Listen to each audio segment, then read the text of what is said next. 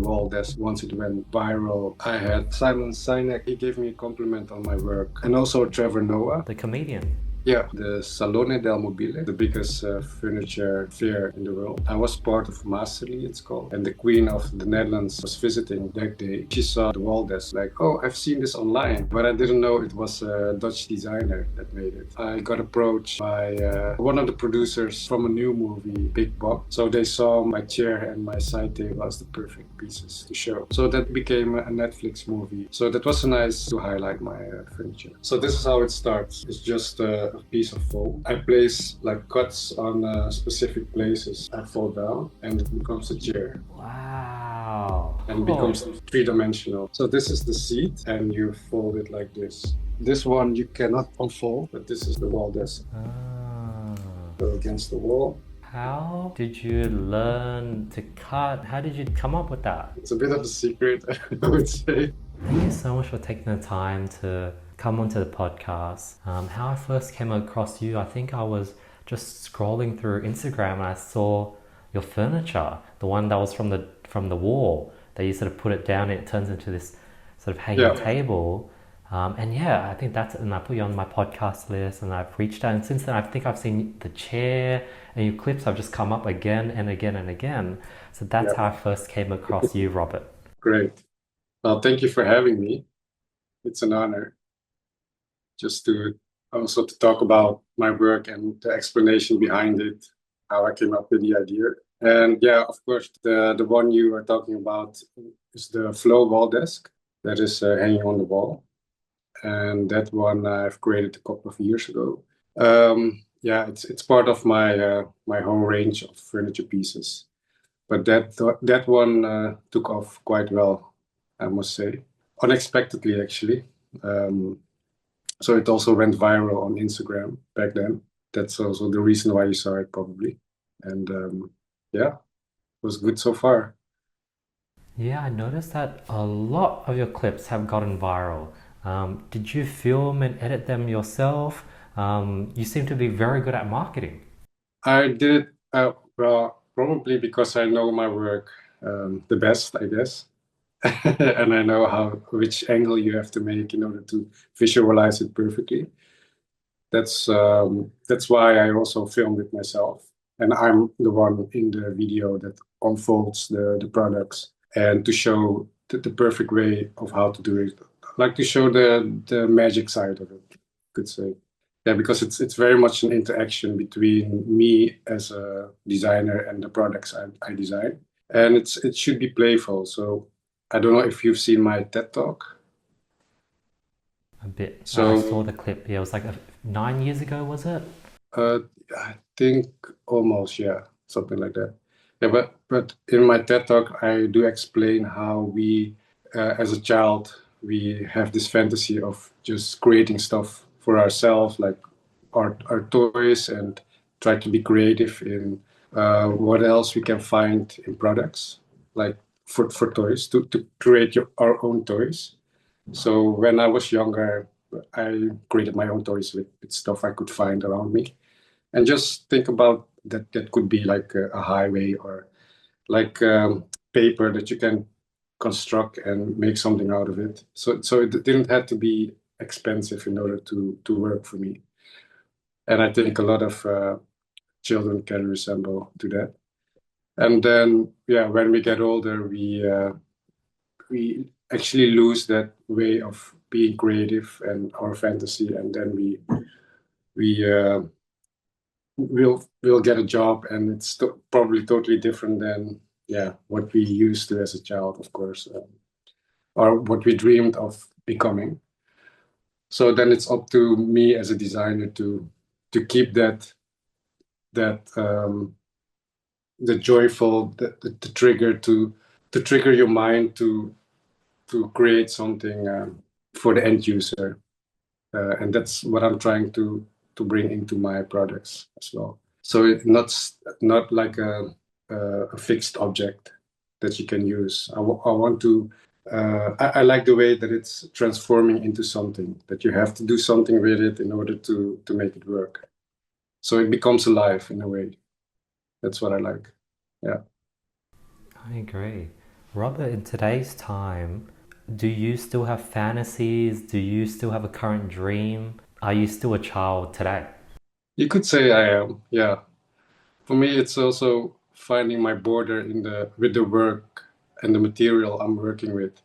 So there are borders, like you can extend in a certain way, but the material also gives me like in a certain way, it's like a puzzle.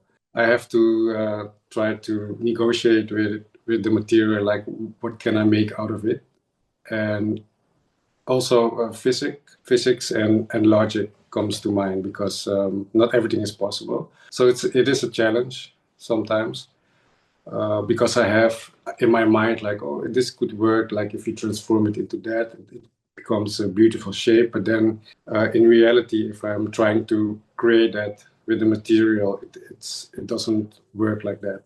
So there's like a certain logic behind it, and it doesn't always work, which is a challenge. But I do like it. So yeah, obviously a lot of people, if they see my work, they're like, oh, you can make a sofa, you can make a lamp, you can make everything out of it. Like I like that reaction because which means that they use their fantasy. They see my work and they think like, oh, you can make this or that, and that's nice to hear, because it triggers my mind as well as theirs. But not everything is possible, and also what I find very important is the aesthetic part of it. So it should be easy on the eye. It should work, like it has its function. Like, is it a chair? Is it a table? A bed or whatever? But it needs to be functional as well. So it becomes like a user-friendly product, you could say. I love that, Robert. Just off that answer, I think it spawned another five questions. We'll go with your background, I guess, Robert. Did you study like engineering, physics, design? What was your background? So when I was younger, I wanted to become a car designer. So during my reunion a couple of years ago, my schoolmates, they always said like, they told me that I was always sketching like cars, like design cars, and especially Alfa Romeos, the Italian brand. But then I went to the art academy after high school. I graduated from the art academy, at which where I studied architecture actually, in combination with product design. So we had to create something for indoor. The final project was creating something for indoors and outdoors, and there I created the rising chair actually as a prototype. But I did like I'm happy that I did the art academy because they allow you um, to be free in whatever you like to make. But therefore it's also a challenge because it's not really constructed in that sense. Even though a lot of people um, like prefer to have some structure in the schooling in that sense, but it was a challenge. But for me, it worked. It worked out. Yeah, but you really need the discipline in order to, if you have something in your mind that you want to execute, you really need to think about it and try to convince the teachers that it's gonna work because you have several months per project in which you have to develop this until the final result, obviously, which is mostly like a visual product. And Robert, when you went ahead and designed these chairs and the wall table, how do you know the physics? Like, how do you know like it will perfectly thing, how much weight it can hold, the forces? Yeah, do you take that into account? Yeah. Yeah, that's always so. There's like a whole process going behind before I release a product. It usually starts with making like one detail of the idea. I make sketches first, and then I zoom into one detail which I make from a scale model, like a full small scale model that you can unfold, like a hinge part, you could say. And from there, it starts like a repetition, like creating an organic shape out of that. But then in the meantime, I create this in the computer to like make a full scale model. And from there, if I succeed, if it's successfully done, then I create a prototype. So usually the prototype you can I can try out myself and ask friends their opinion about it or how to adjust it. But the physical, like the mathematical part, it's while I'm making it like a three-dimensional product on the computer, and also once the prototype is finished, when gravity comes along, you could say, and see how that works. Because if yeah, it's as you can see, my work is very like constructional, like constructive in a way. So it's like one big construction. And that's also, I think, the beauty out of it, because the construction also makes the design itself in that sense. Got it. And Robert, from then even till now, have you been doing this all on your own, or do you have other team members? What does that look like behind the scenes? I do it all by myself, the designs.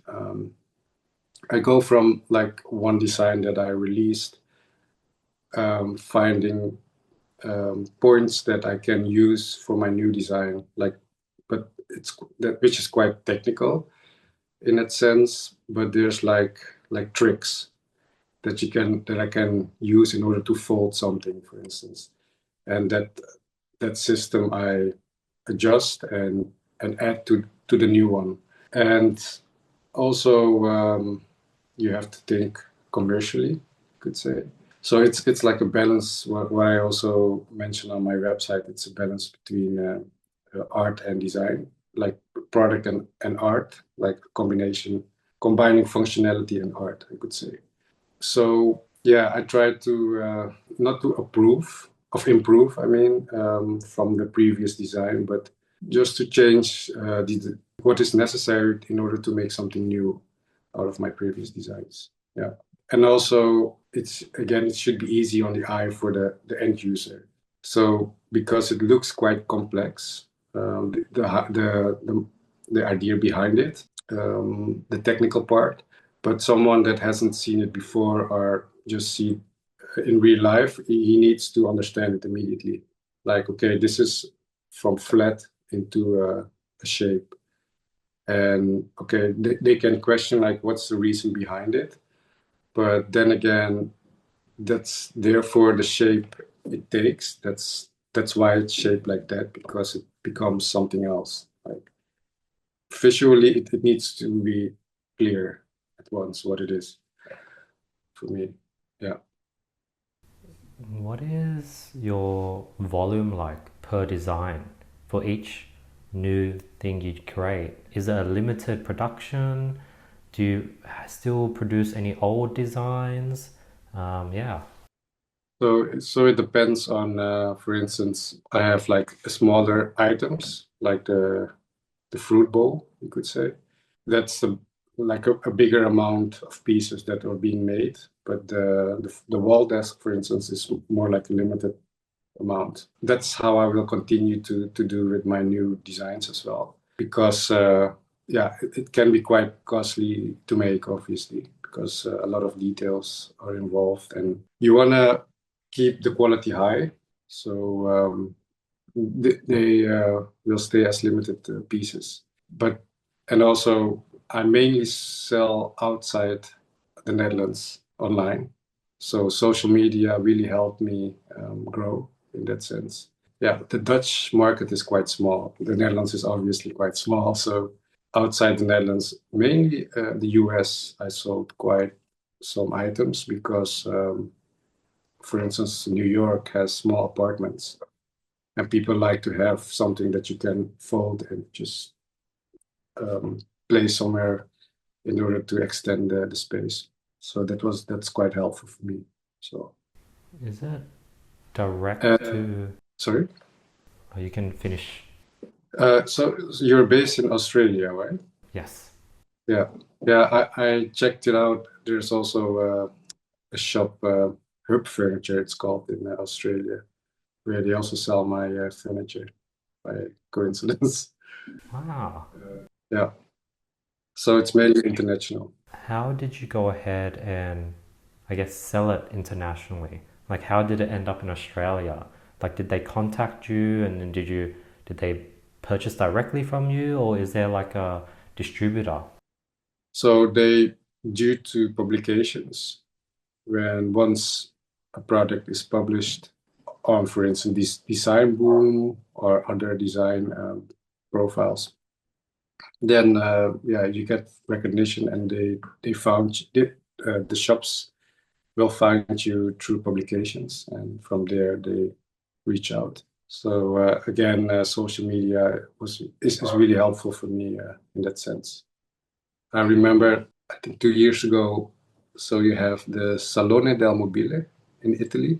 That's like the biggest furniture fair in the world, or one of the most important ones. And I was part of Masterly, it's called. And that's a collection of Dutch designers all together. And the Queen of the Netherlands was visiting that day. I wasn't there when she made the tour through the building, but then she saw the wall desk, what you mentioned, and then she told to one of the people she was with, like, oh, I've seen this online on Instagram, she said, and but I didn't know it was a Dutch designer that made it. So that also points out how social media really helps in that sense. That even the Queen seen it online, but didn't know that it was a Dutch designer that did it. So that was a big compliment, yeah. That's And so cool. also, I was on the fair itself, and obviously a lot of visitors that visit the stand, and there was also a girl from China, and she mentioned that the product was very popular in China. Now, whether you can question if it's a copy or if it's a publication of my work, obviously, but that's always a question in China. Yeah. I see. Do you sell direct to consumer? Is it D2C? Can people buy from your website, or do they have to look for a local distributor? I mainly sell directly from my web shop. Yes. There are some distributors, like physical shops, that sell it, but mainly it's from the web shop itself. Yeah. Obviously, I'm going to extend, and the more the better distributors. That's good for business, obviously. So, but yeah, for now, it's mainly through the web shop. Yes. So, the store in Australia that has your furniture, did they purchase it directly from your website and they resell it in the store, or how does that work? Oh no, that goes through the email. We have email contact, and they approach me through email, and then we do business. Yeah, That's so cool. yeah. And with products like the wall, table, the chair, are you still manufacturing and still producing that? And will it be in production forever, or will it eventually run out and you'll move on to the next design? Well, I will continue to keep producing it, because if there's a demand, then why stop it? And it would be great if it becomes a classic, you could say. In the meantime, I will extend the furniture uh, collection, obviously, but they will remain in the collection. Yes, for sure. How do you go about manufacturing?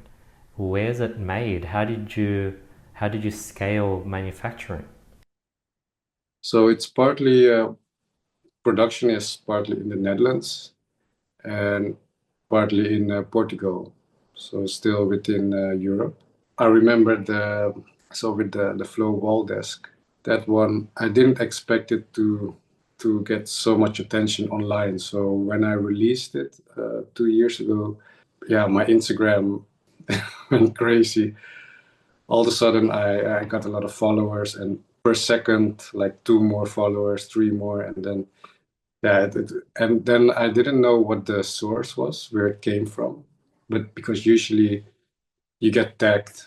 They didn't tag me at once immediately, but I noticed it a couple of hours ago afterwards. But that profile got, I just checked it as well, it's like 77 million views for the video I made for the wall desk. So that really helped me also with the sales, obviously. And Instagram being American related.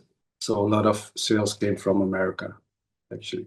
So, but yeah, production, getting back to that, production is mainly in Portugal, right at the moment. And from there, I ship it to the clients. Oh, But so back going back then, so I didn't expect to get so many orders as well. So I really approached my Dutch producer actually, like, can you produce it for me? How quickly can you do it? So we have to sort of try to mass produce or adjust the design in order to mass produce it more quickly. And we managed. So I partly produced it in the Netherlands, and then I moved over to Portugal. got it. So that means you don't need your own warehouse or storage. You ship it directly from the factory to the customer. Yes, yes, Ah, very cool. yes. And how many SKUs do you currently have? How big is the collection? How many different products do you have? And I guess how many products are in the pipeline? So I have the rising chair, the rising table, the rising side table, the flow wall desk, the rising shell, and also a rising seat I have. So there are like six pieces, and the most important one is the wall desk still at this moment. And behind the scenes, I'm working on several projects. You could think about like small accessories and also some similar designs from the wall desk. I'm designing the a new desk slash like a noise cancellation wall, like a divider. So it's divides. It's like it's a divider, and you can transform it into a desk. So it stands on itself, and that's quite an exciting design. Technically, so the design is done. Now we are working on the prototype. So where gravity comes along, so it needs to work. It needs to be stable. That's also a challenge because it's not like a fixed. It's not a fixed divider. So it transforms, and therefore the balance, you have to balance it out. So that's a challenge that we are working on. And also, like, I was approached by a company in England that was interested in the presentation easel. So you have like a painting easel, and they want to have an easel that you can present work on, like in a gallery or a museum, which is interesting, and also to fold it in a flat situation. So the design is finished, it's done. So now we're going to calculate, like, for the price wise, like how can we market this as a high-end product. And another thing is like a book holder that you can sometimes see on the kitchen table from people, that they use it to hold like a cooking book, how do you call it? That's also a design that's almost finished. The design is there already, and it's quite similar to the easel, how the way it unfolds. So those are actually the three designs that I'm working on right now.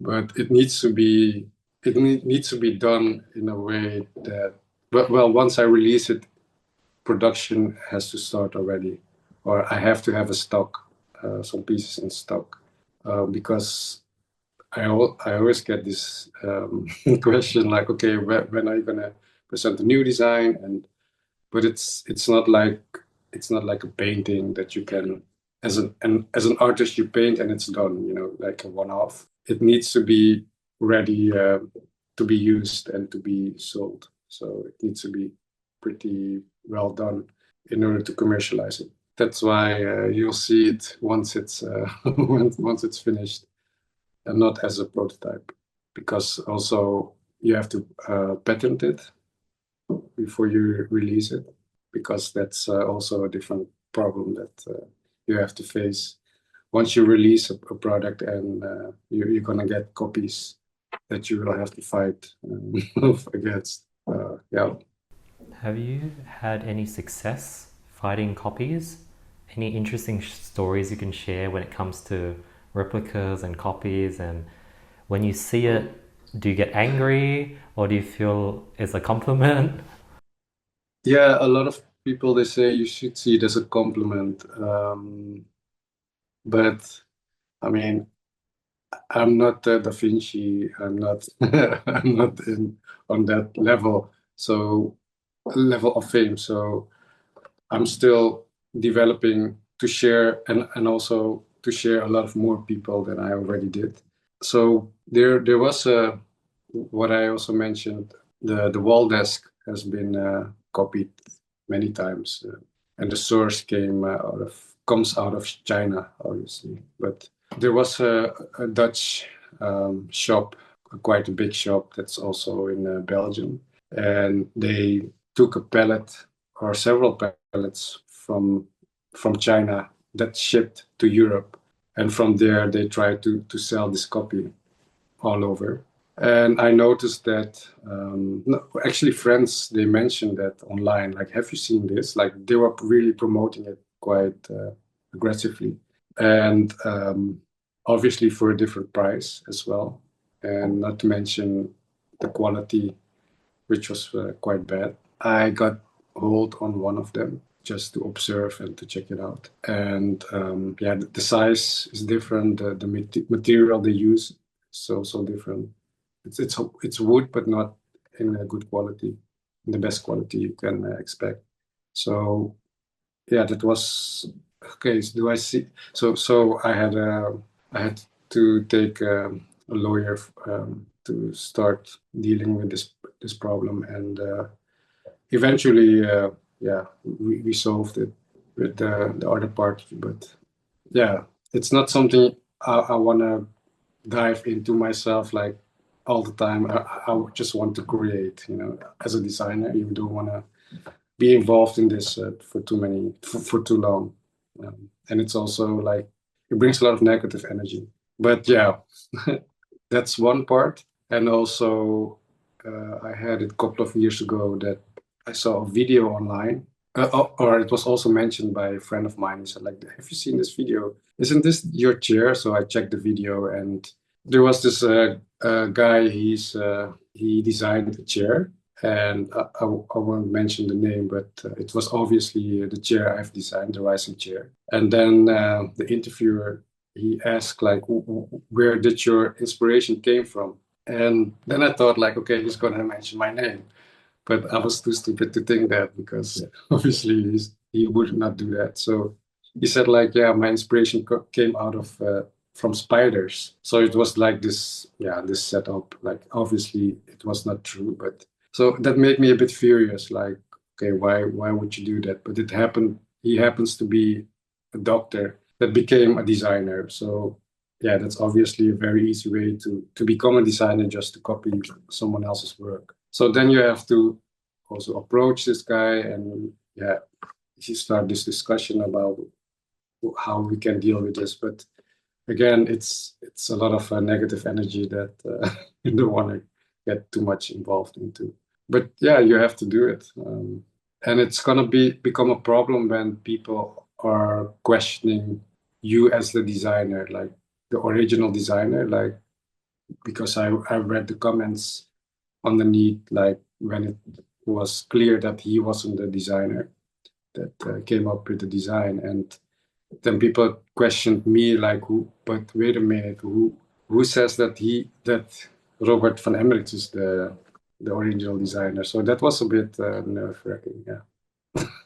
Wow, that must be horrible. I guess, like, what's the plan moving forward, Robert? Because it's going to keep happening for all your new products. what's the strategy now? Because people are going to copy, they're going to manufacture in China for cheaper, they're going to import it into Europe. What's the strategy now? Yeah, I think you have to be on top of it just to share your work and try to be the first, because people like publications really help, I would say. So once design is finished and I'm about to release it, I always approach um, websites that are official websites that promote design. So they publish the work beforehand, and they also are eager to be the first to publish it. So some reject it because it has been published before already, like from other website. So try to publish as much as possible, because I know that the Chinese ones, they have the platforms, Instagram, TikTok, Pinterest as well, like to publish, but not in an official way, but in like look how handy this is, like a do-it-yourself kind of way. So it's not really official. So therefore, people like real design collectors, they will find you eventually. If they want to have an original piece, they can find you. So that's my approach how to do this, and that's how I will continue to do it. What's been your coolest publication that you've been able to get your product on, and how did that come about? Was it just cold outreach? You sent them an email with a photo of your product? How does it work? You mean the coolest? Or like a publication that you always looked up to when you were young and now your product is on it? Yeah. I would say the first publication, which was on Design Boom. I remember I think I just graduated, and I had like a side job, like flipping pancakes. I made pancakes as a chef. And then the chair was done, and I approached them. I didn't expect them to publish it, but it's fine. So, and then I came back home from work, sitting alone in my my house behind my computer, and all of a sudden I saw that they published it, and there were a lot of reactions, and people were questioning like, where can we find it? When we can, so that was like a big contrast, and I didn't expect that to happen. And at the same time, it was a bit weird because people, they don't know you, but I think for me it's also a safe thing. They know my work. They know me through my work. So not me as a person. Obviously, the work comes out from me, but for me it's like also a safe way, my expression through my work. So I'm not gonna sugarcoat things or just talk nicely about my work, but you really have to see my work in order to understand me. And therefore, I try to make it also easier or easy on the eye. The less words my work need, the better. For me, that works the best. But obviously, I have to promote myself as a designer, of course, which I don't mind, but the focus should be mainly on my work. But that was back then, it was like understanding, like, it was in the beginning, so I wouldn't say I was struggling, but I didn't know how to approach also the market, the furniture market. And people don't know me, but okay, they like my work, so I have something to offer. That was the idea behind it, or the feeling like, okay, I make sense, obviously. So as a young student, like, oh wow, this is nice. And not only, I mean, I think Design Boom is it comes. I think it's in Europe, within Europe, so it was also international for me at once to show my work. So that was also nice in that sense as a first. And yeah, I mean, the compliments from people. I had it a couple of years ago with the wall desk when once it went viral. I had Simon Philes. No, not sorry. I have it here. Yeah, so Simon Sinek. He approached me. Simon Philes is actually an architect that I admire, because he works with bamboo and he makes constructions out of it in a very interesting way. But Simon Sinek, I don't know if you know him.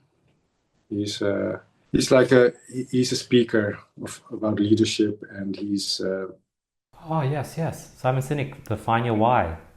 Yeah, exactly. Yeah, I've read his book. Yeah, and yeah, he gave me a compliment on my work on Instagram, and yeah, it was really a big compliment for me to hear that.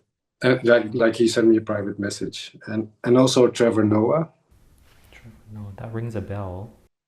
Trevor Noah, he has like The comedian. yeah, Oh, yeah, wow. he also sent me a private message with compliments and seeing me as yeah the future of furniture and yeah that was so that's all obviously nice but the reaction of people when they especially during like a design fair when I show my work and the first reaction when they see it because you can see it on their face like when once they understand like oh this is the same as that so that flat piece is the same as that and I'm like wow so for them it's really magic so therefore yeah, it does trigger their mind so that's nice to see like the first reaction and so yeah and the compliments so like and in Italy like all the people are like bellissimo they find it for them it's like beauty is also important.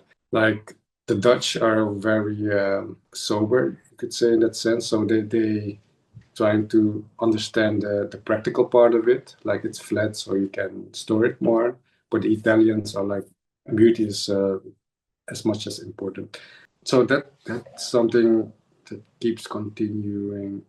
Like for me to continue my work just by the reaction of people. It motivates me to go on with it. Yeah. I love that, Robert. For your upcoming product releases, like if someone is listening and they're a product designer, what's your advice on how they can get publication? Is it just cold email, publication, email and just send them a photo of your product and tell them the story?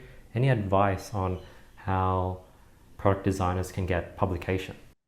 So normally the like for instance what I mentioned design boom, I think you can go on their website and they have like a file that you have to fill in and you can upload images if you have a video, description, the title.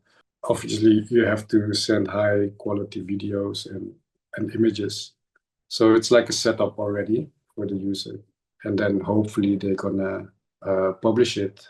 Not so yeah, that's how it usually goes. And you can also approach on Instagram if, for instance, if you have a video, because that's visually that works. On Instagram, on TikTok also. Yeah, you can approach the profiles and just see if they're interested. And sometimes they refer to go to the website and just to fill in the file, and sometimes they reuse your video that you've published for. So what I also noticed with Instagram, for instance, with the wall desk, is sometimes they ask for permission, like, is it okay for you for us to allow to use the video? And sometimes they just use it and you just publish it, and because they know they've seen before that it creates a lot of likes, it generates a lot of likes and shares. So they try to yeah lift on that success and yeah so yeah was I lucky maybe so you want to recreate that every time you create a new design obviously my work works in a video because the transformation so it's really nice to show therefore I also made animations beforehand which you can see on my website in order to understand the products, which also works. But it like video not always work for everyone. So then focus on good quality images and a good description, I would say. Makes sense. With your upcoming products, do you already have like a marketing plan already? Or will when it releases you'll think of it then?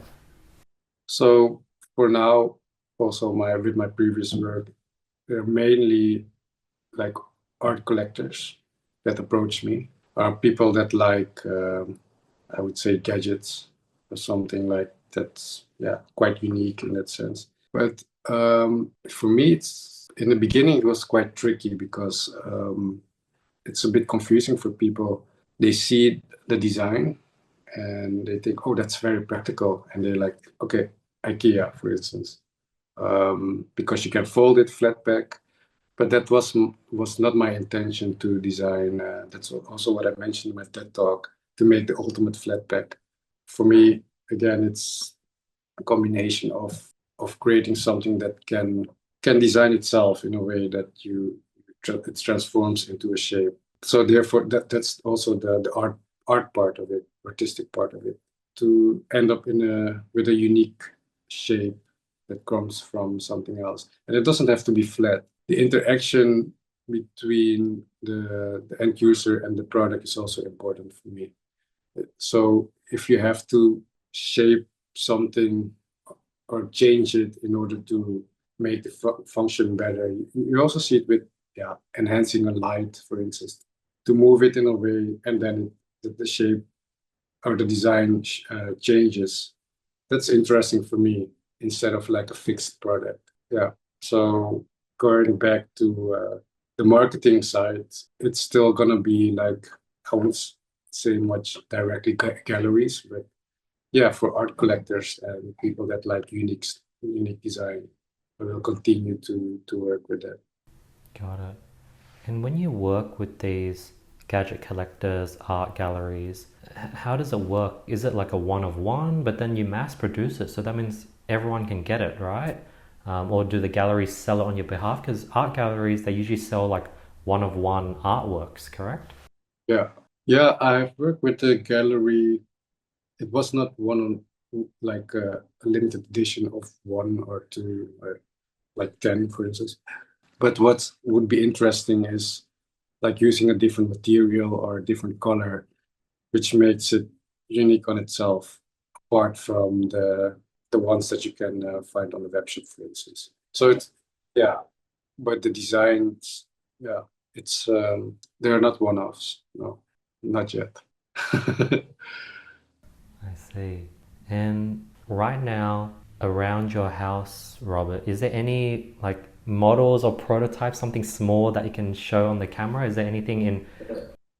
Yeah, I'll get it. Yeah, thank you. I'll show you one of my models. So this is how it starts. Like the scale model is just a piece of foam, and I cut in it. So you see all the beams, and I place like cuts on specific places, specific areas, and then I fold it down and see what kind of shape it takes. So this one I fold down, and it becomes a chair. Wow. Works and becomes Oh, three-dimensional in that sense. Yeah. So that's how I usually oh. work.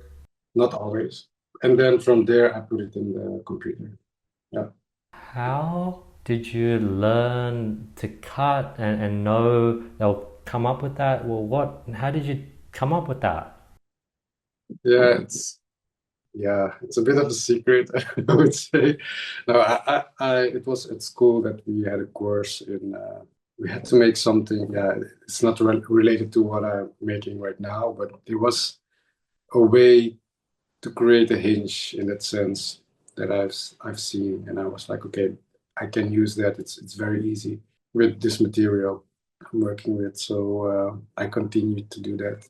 Yeah, it's very quickly to make a scale model and to see the scale and to adjust it from there. Is it unique? Has anyone done this before? Cutting lines in a piece of paper and folding it? Are you the first, or has it been done before? I think you see it a lot with paper itself, like the thin sheets of paper, which I'm not so fond of because it's quite it's not firm, so the lines will fall down in a sense. So this material I'm working with, it's quite sturdy, and yeah, also the hinge part really works for me so far. Wow. And Robert, when you have 3 to 4 different designs that you're working at any given time, how do you balance your time? because you're doing it all on your own. How do you decide what to work on each day? Yeah, so I'm also communicating with my producer, like what's possible, and also the details, like the hinges, like are we gonna adjust that? Is that possible? Also, like production wise, I mean, you don't want to make it too expensive if the production will be too expensive. And yeah, still, what is possible in that sense? Yeah, to connect the whole all the materials all together. How do I balance it out? Sometimes I also leave the design by itself just just to rest it, and then the next week or the week after I just have some new inspiration or new ideas how to move on with the design process until I'm happy with it, because in my mind I always think about the end user, like the critical how they gonna be, yeah, how they will observe it, and the critical points which I can adjust or work with to improve the design eventually. Do you have a note or sketchbook with hundreds of ideas written down, or yeah, how do you organize things and thoughts? Well, the designs themselves, so not really in sketches, because I just take one paper and just if there's something in my mind, I just draw it. But it's usually the models, because I'm looking at models now that hasn't been released, that nobody has seen still as well. And also on my computer, obviously, there are some designs that I just save and just work on furthermore. But sketches, no, it's exactly I can have a book, but I don't want to walk with a book all the time. In case something comes up in my mind to draw it. No, that's not what I do. I see. Do you have any favorite technology that you think has been beautifully designed, like whether it's some high-end speaker or the iPhone, anything that you've looked at and is like, wow, that's a very beautiful product when it comes to tech? Comes back.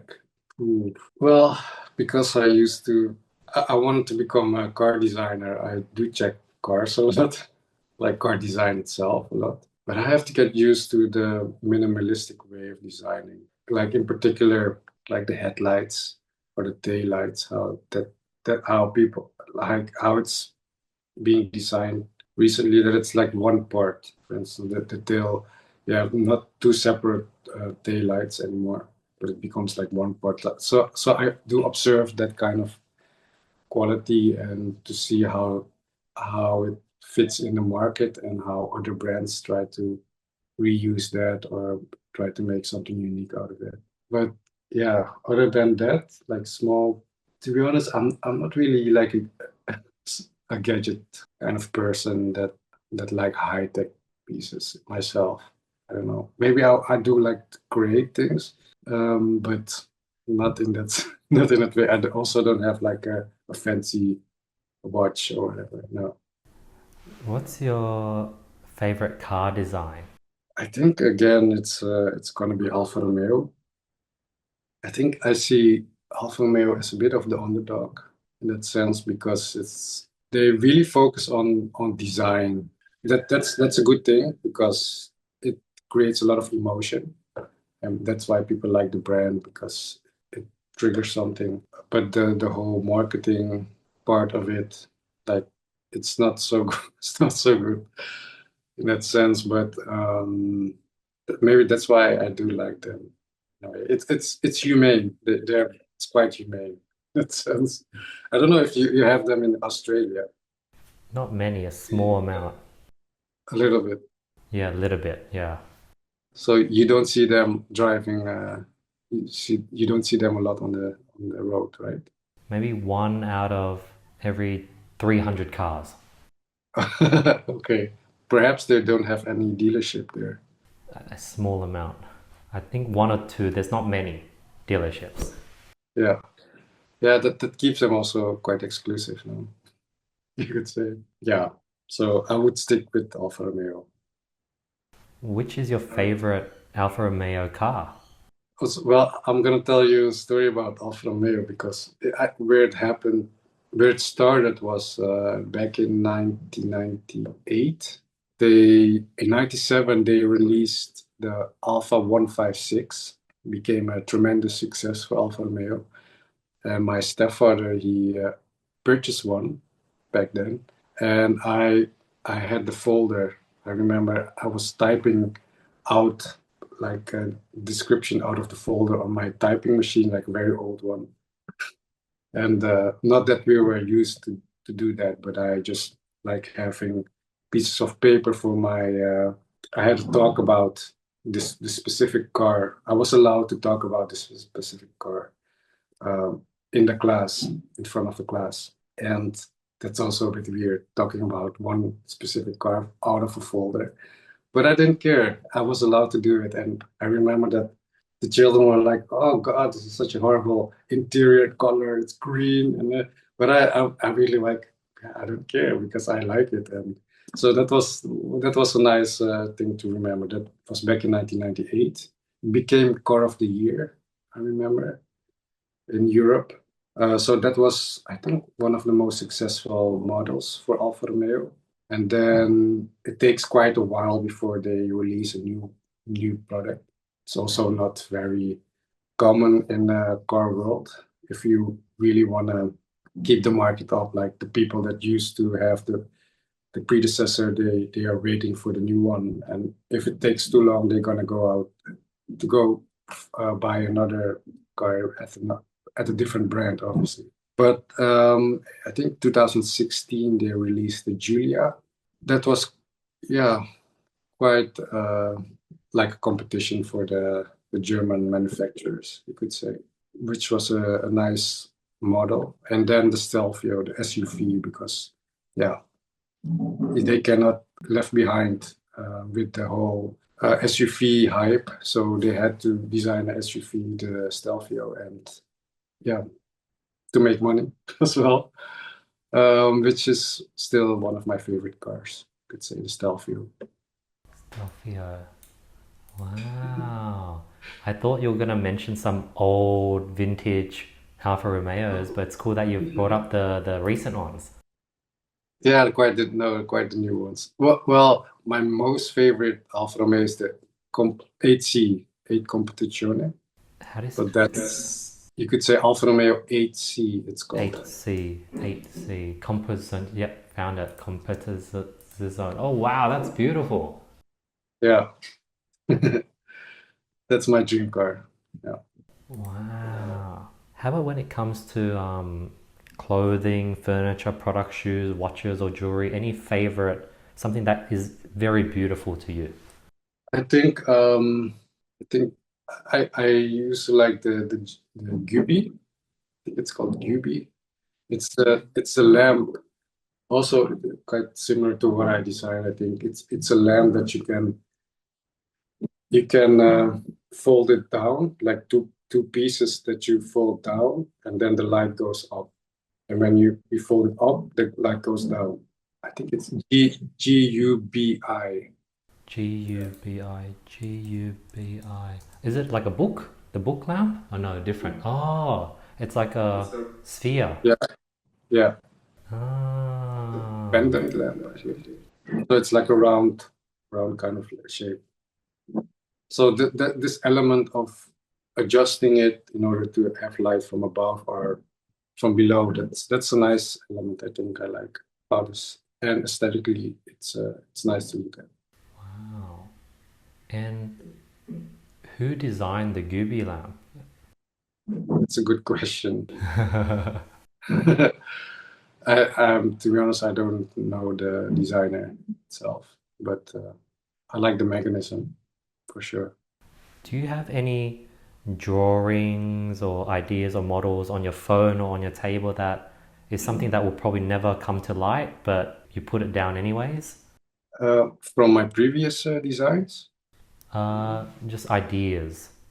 yeah, Anything that is probably not practical, that probably will not be able to go to light, but you've been able to do something small that maybe we can see. I don't know if I that's can, possible. yeah, well, I can show you a model that is not not something yet. So it doesn't have a function yet, but it's just a mechanism. It's already unfolded, but that's this one. Whoa! From your side, it looks very nice. Wow! And I noticed it's already broken, but so what it does is you fold it back like this, and Whoa! but it's very complex how it shapes. It can go flat all the way, but I'm not I can do it. And oh wow! But to unfold it again, it's a bit of a burden. But Yeah, yeah. so that's, for instance, one thing. I don't know how I'm gonna add that into or make that into a piece of furniture, but maybe it should not be a piece of furniture and just be a sculpture. I'm a bit cautious with that, making sculptures, I think, because I'm always afraid that it doesn't have a purpose in that sense, just by being itself, and therefore it becomes art, I think. And so, but which is fine, but maybe I should do that as well, like make sculptures, maybe. So, with something like that, how did that come to be? Did you just, the idea came to your brain and you started cutting and voila? It's more, I think, if you take one element and you I can see which angle it makes once it unfolds, and then you can start from there to make a repetition because you have like a lower part and an angle, and from there you can mirror it, for instance, and just create a repetition. And but then in the meantime, I'm thinking like, what can it become? Like, is it a seed or yeah? So that's that's how it goes. Sometimes it has to go naturally, and sometimes you want to give it a final function, which can also make, but yeah, makes you think within the box, but you have to go out of it. So yeah, it's still in development.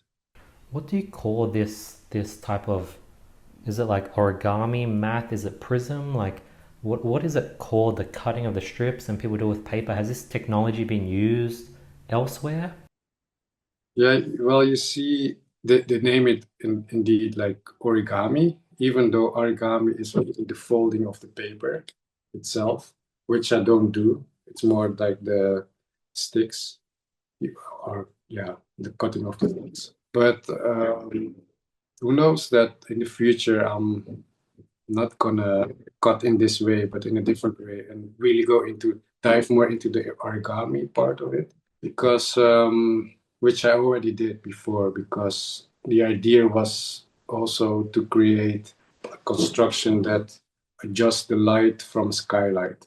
So if you have like a open sky light from the ceiling, and you want to filter the light so you don't have like the direct light into your living room or whatever, there's a construction that you can fold and adjust in order to filter the light, which is really nice, I think, because it becomes also a sculpture that can change its shape, but therefore it doesn't necessarily need to be the slacks or the beams as it is being cut right now with my other designs. But yeah, that will become also a challenge. Like, how can you or use origami, because that's quite new for me. Origami for me, that's more complex than what I'm doing right now with the cuts. To be honest, What's your work hours like? Do you work 9 to 5? What does it look like? Do you have any routines where you spend an hour each day focus on design? Or yeah, what is your days like, Robert? it's every day is different. Sometimes I also work in the night, in the evening, if I have to finish things, folders or whatever. So I don't have really like a specific like 9 to 5. If something comes up in my mind about the design, I just start working on it after dinner. Why not? So yeah, or if I have to go to Portugal or to my producer in the Netherlands, I'm just yeah. Every day is different. Sometimes I do work behind the computer on a design, three-dimensional, for hours as well. Yeah. So that's what I also like about just not to have a 9-to-5 job, to be honest. But yeah. Is the computer software smart enough where it can replicate real life, where you can fold things and with physics, it will know exactly how it opens up? Is technology that smart? Yes, you have programs that, not me, but I'm not working with them yet, because that's very much to calculate and how to animate that, like how to unfold it. I think there are several, but I've seen it online that people are using for instance, my rising chair, and they calculate how to fold it, unfold it. It's really nice to see, and I'm like, okay, cool.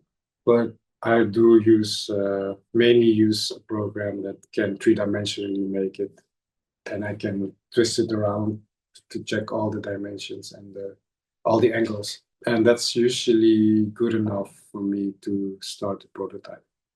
Oh, so that means the piece of foam that you showed us earlier that turns into a chair, Yeah. you would make it into a chair, and then that you'll put into a 3D model, but the 3D model cannot move. Like it cannot close. It's like static in that open position. Yeah, I use that as mainly for the scale, because then therefore I can place a person next to it and just to see how the scale is, the height, the dimensions. And there's another program which you can also animate them if necessary. But normally I don't. I mean, I have animations for my work, but animation, it's nice. But if I show it in a video, the real product in the video, how to shape it, then it becomes like more like on a human level. Like people can relate more quickly if they see someone doing it. So therefore, I make a video in the end. Wow. So when you have like the A4 sort of foam and then you fold it and it turns into the chair, when you put it into a 3D model, how do you get the exact dimensions? Because how do you... Yeah. So I draw it in a flat situation. So when it's flat, like the foam model like this, the cuts in the work, I exactly draw it like this, and from there I pull it up. I pull it up and I build it beam by beam in the computer. So that's how I do it. That's so cool. So for example, like your product, the easel, the one where the museum reached out to you, that product, is it just going to be sold to museums or will it be sold to customers as well? So that product is gonna be it's gonna be purchased by a company, and then they gonna sell it as like a shop. They have a shop, and they have sales channels. I mean, all over the world. So from there, they're gonna sell it, and I think mainly museums and exhibition fairs. They might purchase it to use it as a presentation. Yeah. With all your products, do you have your logo engraved anywhere? Will people know it's from you, or is it you keep it simple, no logo? I use a nameplate which says Van Embricqs, which is my last name, and therefore people can see that it's from me. Yeah. When you go about gravity testing phase, how many variations usually would you have to go through? Any interesting stories? Like, has there been a story where you create a real life and it couldn't hold and someone fell down or something? Or well, what's that like, the gravity testing phase? Yeah, so I remember with the rising chair, once it was made out of one of the first ones for the exhibition was made out of bamboo. And bamboo it's very sturdy, it's very strong, but I was using laminated bamboo. So you have three layers, like a thinner layer, like the core is slightly thicker, and then the upper half. And then to cut it, it's like a big plate layer to three layers, and then they cut the beams out of it. And obviously, when you cut it when you cut the beams out of it, it becomes less strong. But bamboo is also not flexible. So my chair has it has also a stop underneath it that you have to, so you have to engrave a part of the beam. So it makes, at one point, it makes it even smaller, even thinner. And I noticed during the fair that it was bending backwards. So when people were sitting, it almost broke. And I think one in the end it broke. So bamboo wasn't the perfect material to work with because it was not all the way solid wood. It's not wood actually. But yeah, I think other than that, there's not, no, I didn't have any problems so far. Usually what sometimes happens when people don't know how to unfold the pieces, then they're gonna try to force it to unfold it, and then sometimes it on the hinge part it can break. That's why instruction how to unfold it's very important. Wow. So does that mean most of the time, Robert, when you create your prototype for real life sort of scale, it's usually always working? Let me think. With the prototypes, it's not. Sometimes it doesn't go smoothly as I expected. If I want it to be, because it's especially with the beams, you have specific like millimeter like space in between. It needs to be flexible. So sometimes I have to adjust the beams, like making it slightly more narrow in order to make it more flexible. So those things I have to, sometimes I do have to adjust. Yeah.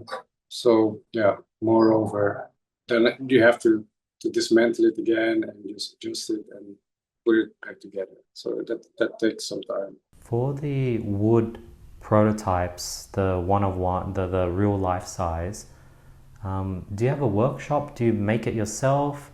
Do you go to your manufacturer? Like, how do you do the prototypes? The prototypes, sometimes I make them myself, but parts like the precision cutting, my producer in the Netherlands make it, and then I have loose parts that I assemble together. And from there, I ask my producer to make also a prototype that is like a finished one that really works in order to sell it, able to sell it. And also for him to see if it's possible or what we have to adjust in order to make it commercially successful. Got it. Yeah. And Robert, how old is the brand now? I started in 2012. This is quite a while. I think 2 years after I graduated, I started by myself. Yeah, and I made some adjustments within the pieces I already made throughout the years. So yeah, so it's still evolving. The pieces I have and the ones that will come along. And I'm eager to collaborate in the end as well with clients that have a crazy imagination of what they want with my ideas, what I have now, and they think about, oh, maybe we can, for instance, the skylight idea that came for a client that was interested in the filtering of the light. Those are nice projects to develop furthermore. Clients. Yeah. As a creative, instead of doing everything yourself, Robert, how did you learn the business side of things? Like sort of accounting, payment gateways, supply chain, how to handle returns. Yeah. How did I? Yeah, you just have to online, also through my website, like the online sales goes through. Yeah, I would say with Wix. I don't know if you know Wix. So they also have like a web shop part, and it's quite automated. So it's also easy to handle it.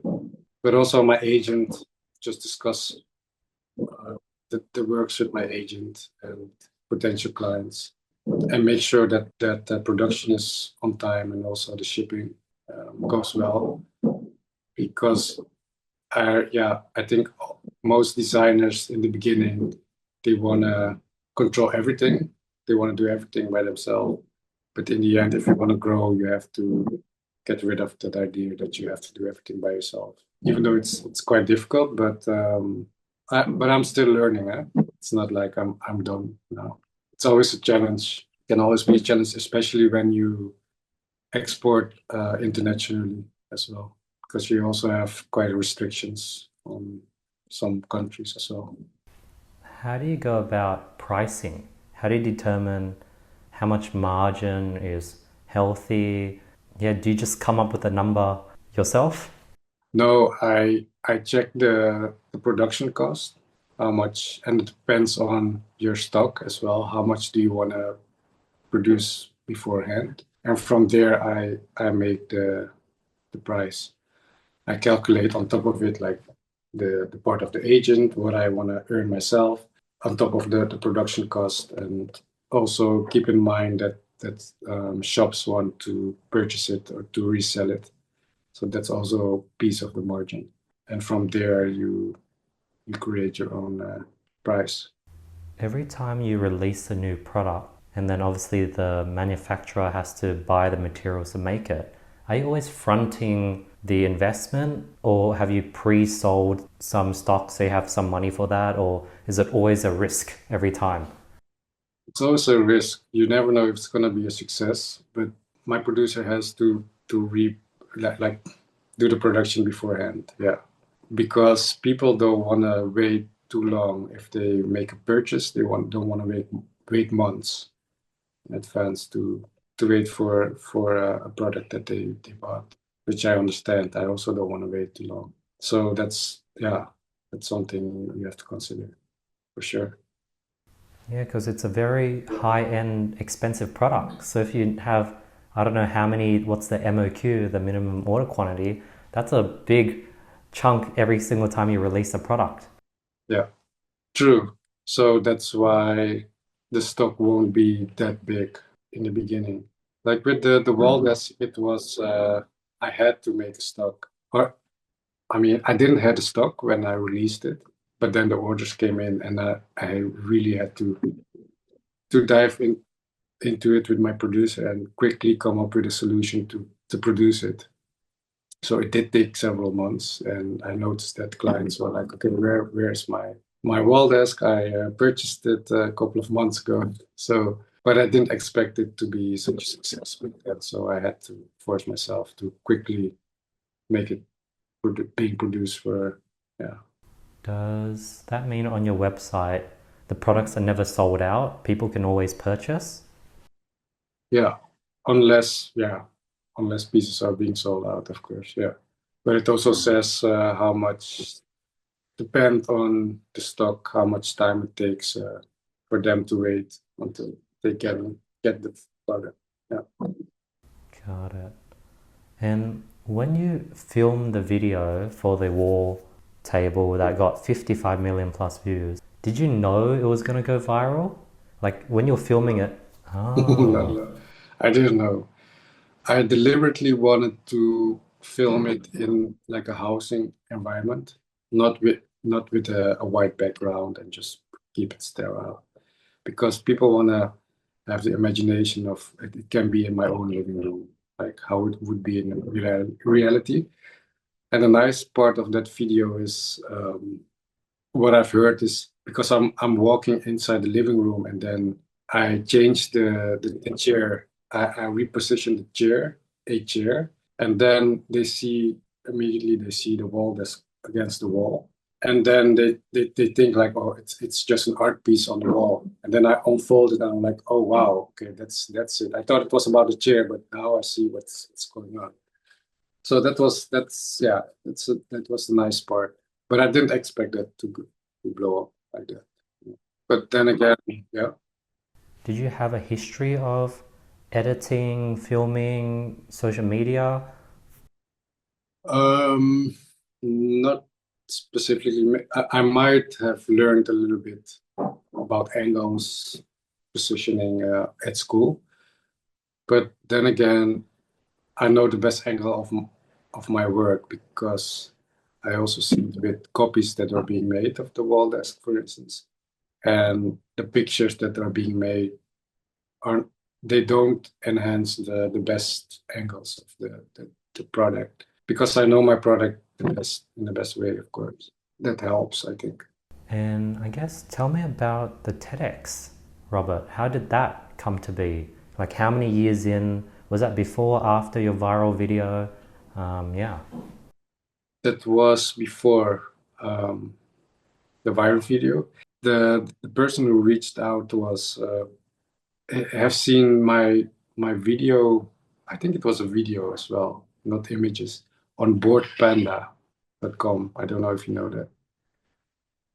And from there, he asked me if I wanted to do the TED Talk. Was I ready for a TED Talk?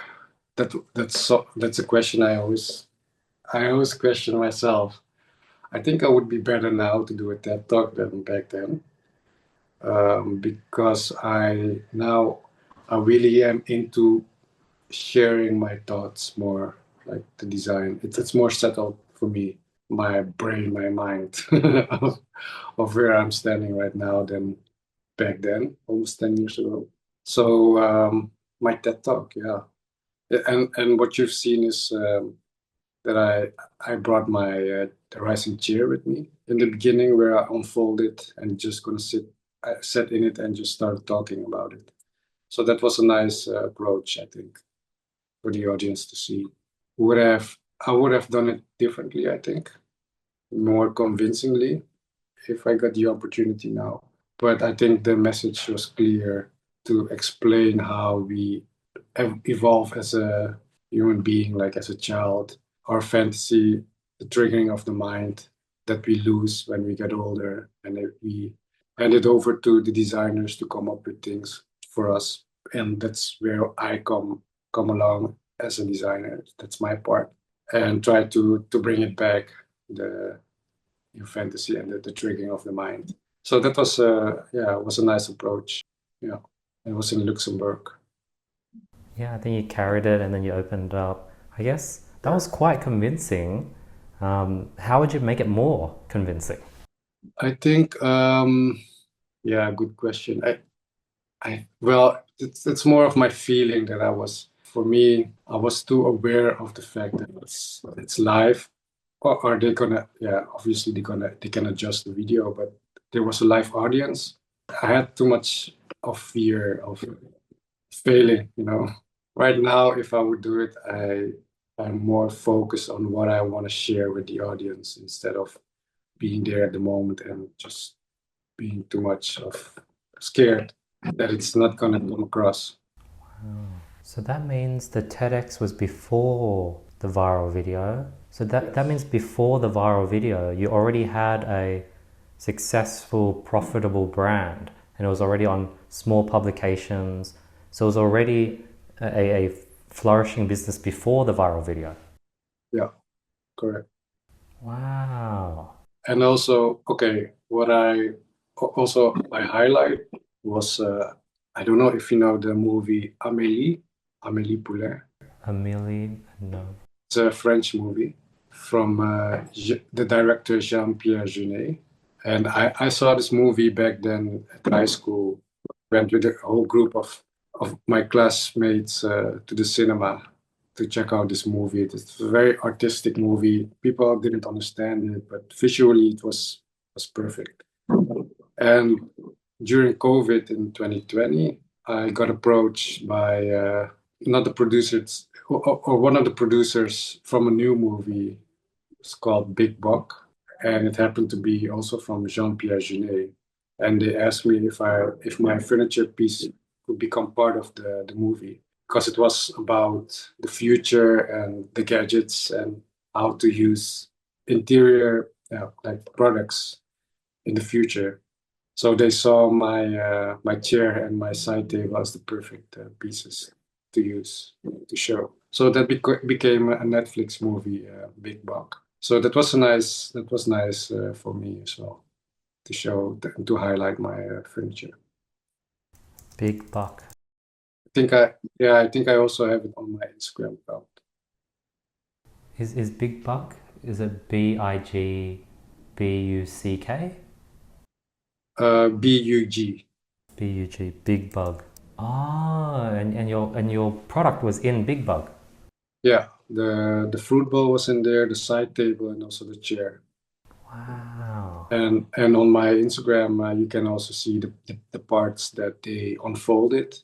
That was like a robot, a woman that unfolds it, and then someone else is gonna sit in it. And it's quite funny to see.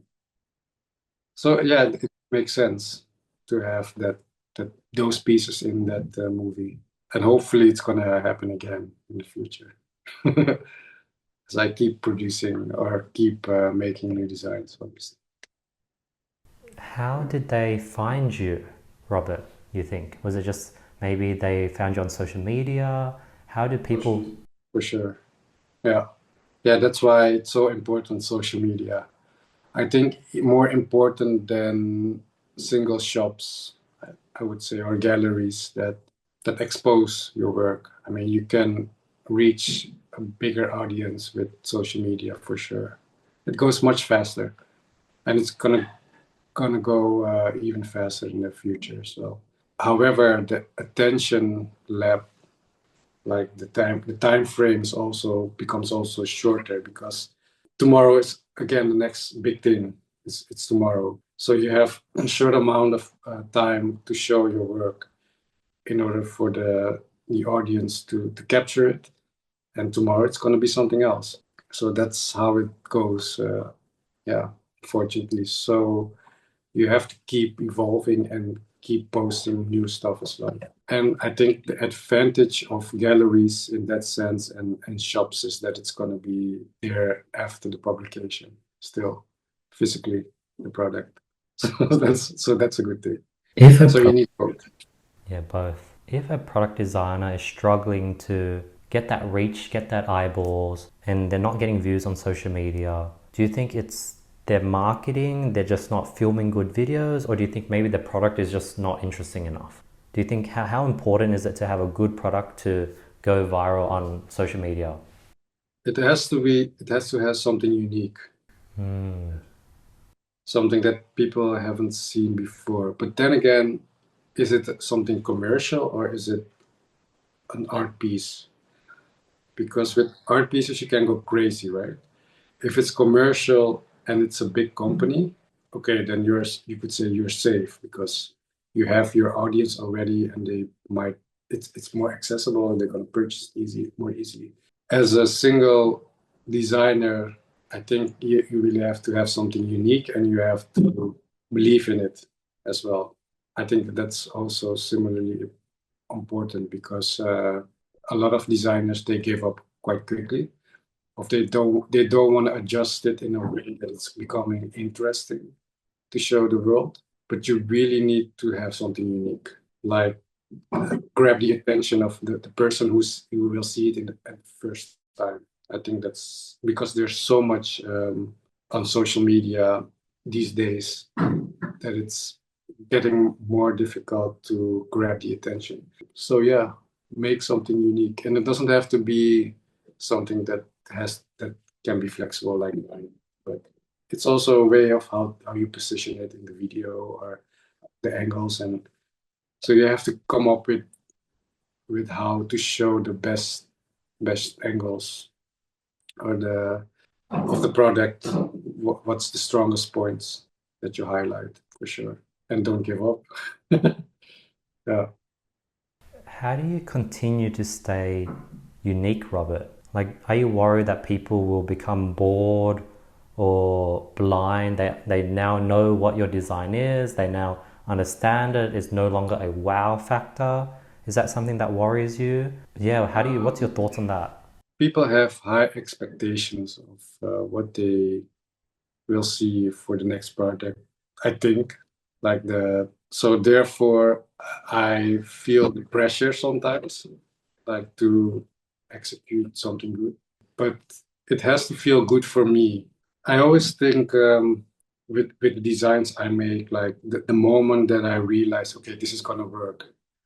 That's my goal. Like you are working hours, maybe months towards something, it doesn't work, and then all of a sudden you know what to do. Because you have in your mind, you always think about the person, the end user, like the person that is going to see it the first time. And if I realize, okay, they're going to understand it now. This is the thing.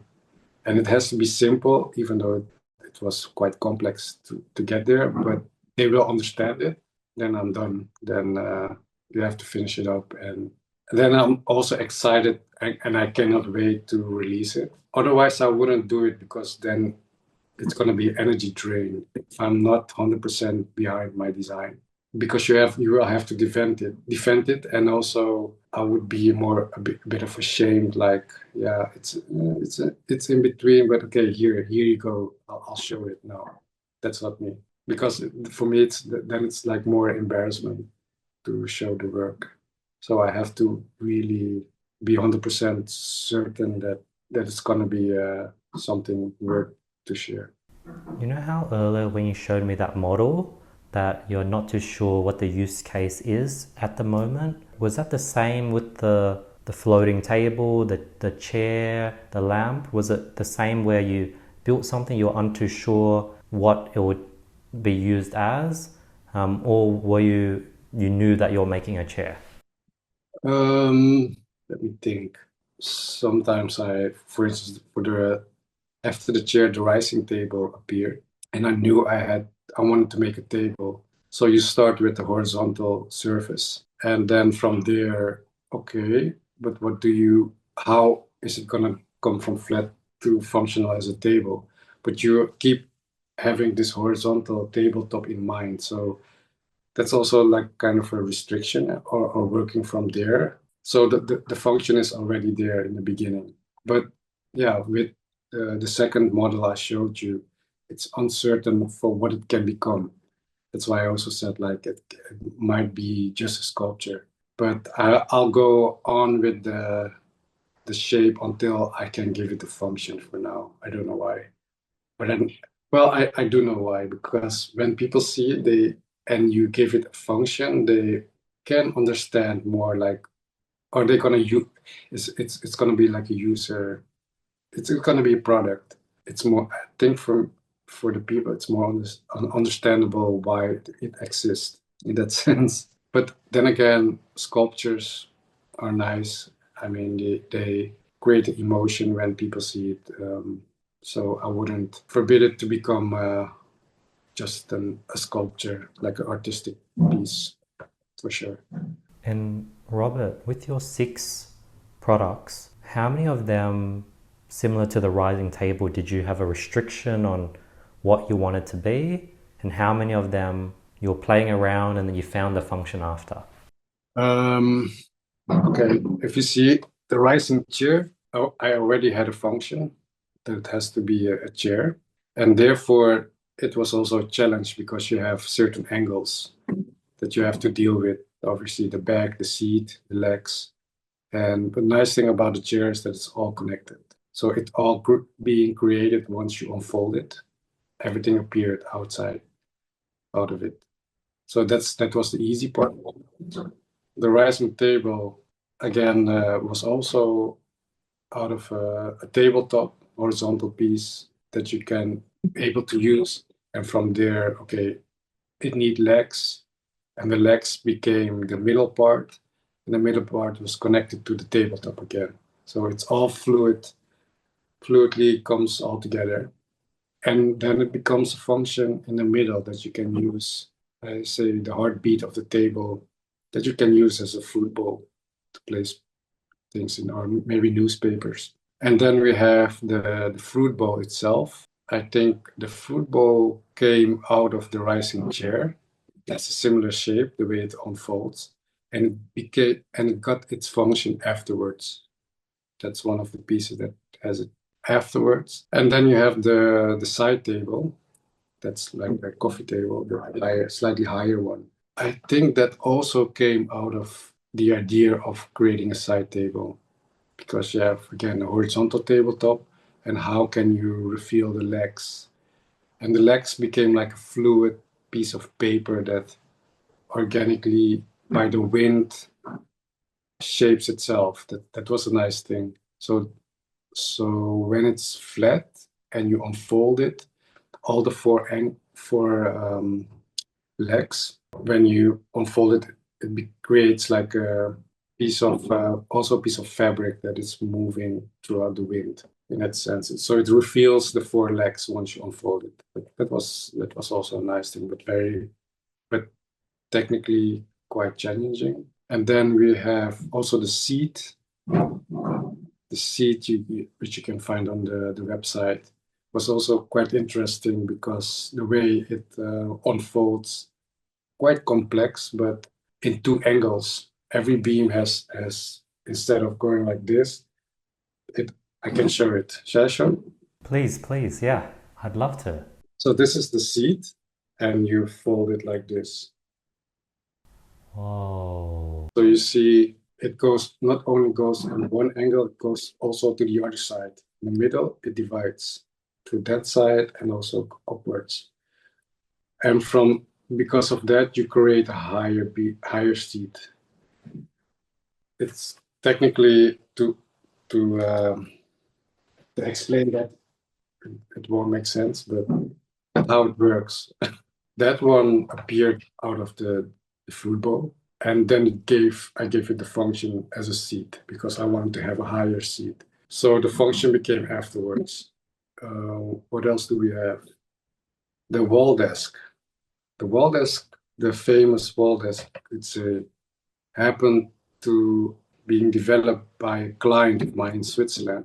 He purchased the rising chair, and then I paid him a visit during my holidays. And then it was during COVID, and he told me like, oh, it would be interesting to have like a desk at home because a lot of people work from home. I also have to work from home. Maybe you can think about something that we can use. So then I started to draw and to see what's possible, and from there, so it was more like an assignment, could say. So from there, the wall desk was created. Then again, to make this fluent line, I can also show you the model. Please. However, this one you cannot unfold, but this is the wall desk. So against the wall. Wow. In order to create this fluid line, I had to make like a half circle to make an organic shape. And there's also a way of folding it because they are all connected, obviously. But yeah. Wow. Again, technically it's a bit difficult to explain, but that's the puzzle for me to solve. But that was really a good insight. Do you and all your family and friends have your products? Like, do all your family have whatever you call rising chair, rising table? Do they all ask for one? Some of them, they have the fruit bowl. Oh. Because they want to have something small. So mainly the fruit bowl. I see. With the fruit bowl, when does it functionally ever close? Because if you open it up, you put fruits in, you're always going to add more fruits. So it'll never have to close. It doesn't have to close. The only thing is with the fruit bowl is the way it's being shaped, the shape it has right now, comes out of a flat surface. So without a flat surface, it wouldn't have this shape, you would say. I could make a fixed bowl without hinges, but yeah, of course, that would be possible. But then again, the shape would appear out of this flat surface because every beam has a measure, a specific length. And in order to have this shape, I would have developed this shape out of the flat surface again. So it still makes sense for me why the shape is as it is right now. But it's very easy for packaging, like to ship it flat. It's just easy. Yeah. I didn't think packaging wise, you probably, like out of all the furniture companies, you have it the easiest probably because you can just ship everything flat. Yeah, easiest, yes. But the only thing is you are still dealing with the surface. Like it's flat, but it has a surface. Yeah, exactly. Yeah. I'm not sure if it's therefore slightly cheaper to ship, but it does have its advantages for sure. Yeah, especially if it arrives at people's place, then they're like, "Is this it?" Because it's so flat. It's like 2.5 centimeters for the chair, for instance. And then the only thing that they have to do is just to unfold it, so they don't have to assemble anything. I see. I'm not too sure how many people you've reached or how many units you've sold, but have you surprisingly found any celebrities or people that you follow bought your product and you're like, wow, that I know that person and I can't believe they have my product in their house? Let me think. Let me think. Not that I know of. No, not yet. Not yet. No. But sometimes it's also like interior architects that purchase my work for their clients. So you're never getting contact with the clients, so you never know. Mm, What the nice thing is, sometimes clients they do send me a picture of the product in their living room or in their dining room, and that's nice to see for sure. It's always like you've created something and now it becomes part of their life. That's the most amazing thing I think you can achieve for myself as a designer. Yeah. I'd imagine like Mhm. Steve Jobs probably, if he was alive today or if he could see what's happening, he'd probably feel so happy seeing half of the world using his products. Like that must be an interesting feeling. Yeah. Yeah, no, true. If that people believe in your work and it becomes part of their life, it's yeah, it's very nice to see. And they're excited to show also to their visitors because that's also what I hear sometimes. Like, oh, I have a party and then I'm gonna reveal it. I'm gonna show how you unfold it for the people. And it's, yeah, that's funny to hear. Over the last 6 months, what has been your main focus, Robert? Well, the last 6 months I've been from one design to another, and I'm gonna like adjusting the designs I have, and then I leave it for a while, and then I go back to it again because I was inspired by something else, or I see it again, and I know what to change for the prototype. So it's mainly working on the prototypes. Not that. It's you're basically an artist, always working on like a painting, coming back to it, having a few. Like it reminds me, I have an art teacher where he did the exact same thing. He had three art, and he would work on each one bit by bit. He would spend time with one, and would always bounce in between. Yeah. Yeah, you go on until you're satisfied with what you reached. Yeah, that's how I work. The last two questions I usually end these podcasts with. One, any recent discoveries that you've been implementing to your day-to-day life? Yeah, I'm a bit late to the party, you would say. Well, not really designs, but I'm using ChatGPT Ooh. for I think 1.5 months now, and I will tell you what I'm searching for mainly is also I'm searching for okay, what should be the next thing for Robert van Embricks to release, for instance. Okay. And it happened that I was talking about this divider that turns into a mobile desk or whatever. And yeah, ChatGPT happens to tell me like, oh, that would be a nice thing, or even small accessories. I didn't told him like the book holder or she or what it is. But yeah, that's funny. And also, yeah, for my business mainly, I use it to have more insight in what to do next, or yeah, what the next step should be. Yeah. So I think ChatGPT is the thing. Yeah, I was quite stubborn. I remember a couple of years ago that a friend reached out and said like, "Oh, aren't you using ChatGPT? It's the big thing right now." And but I have waited for so long just to work with it. But I don't want to be too dependent, obviously, on ChatGPT. But yeah, I'm late to the party. even though you've been late, you've jumped deep into it. Most people use ChatGPT for grammar, for emails, for checking things, for thoughts, for maybe sickness, health, but you've been using it to like ask you what you should release next, asking for business advice. You've gone to the deep end. You've overtook everyone, I think.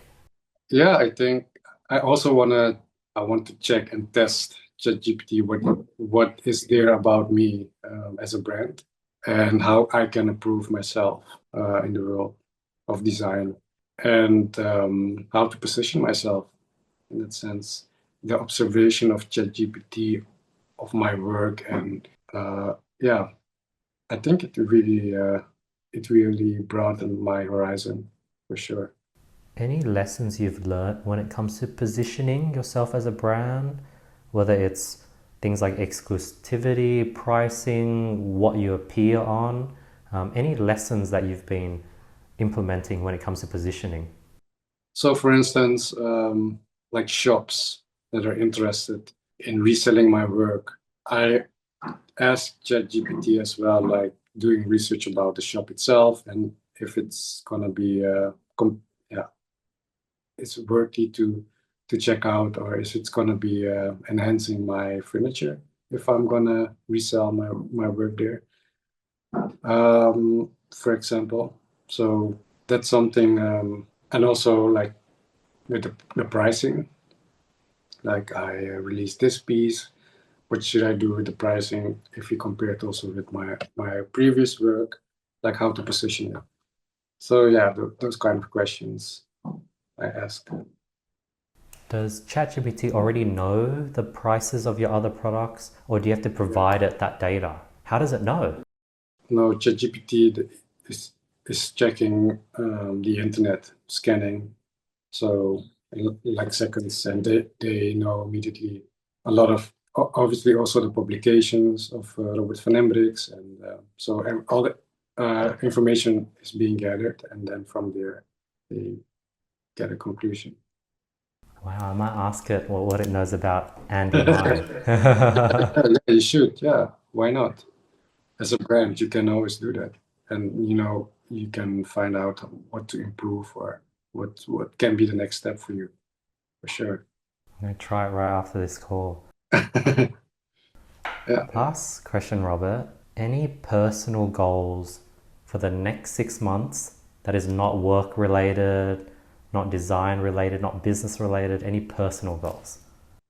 I think I wanna travel more, just to get inspired as well, but also just sometimes to take a break, my mind from design, because when I come back, then I have more new energy and new inspiration that I can add to my work. I think traveling can help with doing that, and I'm quite flexible in that sense because I can also work abroad, so it also helps. So that's okay. That's not, yeah, I think that's not really not work related, but personally, traveling more. Yeah. Love that. Robert, where can people get more of you? Where? In what sense, you mean? What's the best way for them to follow your work, learn more about you, get more of you? Yeah, I'm mostly active on Instagram, so they can find me there. And also, I frequently post stuff on Pinterest, but Instagram is the one I'm most actively on. So we'll link your website below, your Instagram and your Pinterest. Okay, good job. Robert, thank you so much for your time today. I can tell how passionate you are. You're definitely doing what you love, which is awesome. And I think one of the biggest takeaways is how customer-centric you are. You're always thinking of the end user and putting them first. And I guess that's what it takes to be a great business owner and create amazing products. So yeah, I had a blast. I learned so much. And thank you so much for your time today. Thank you, Andy. Thank you for having me. And really, it was nice to talk to you and to share my work and my inspiration to your audience. Thank you, Rob. Guys, if you made it this far, please let me know your thoughts. Hopefully you guys got a ton of value from this episode, and I'll see you guys next week on another episode of the podcast. Peace.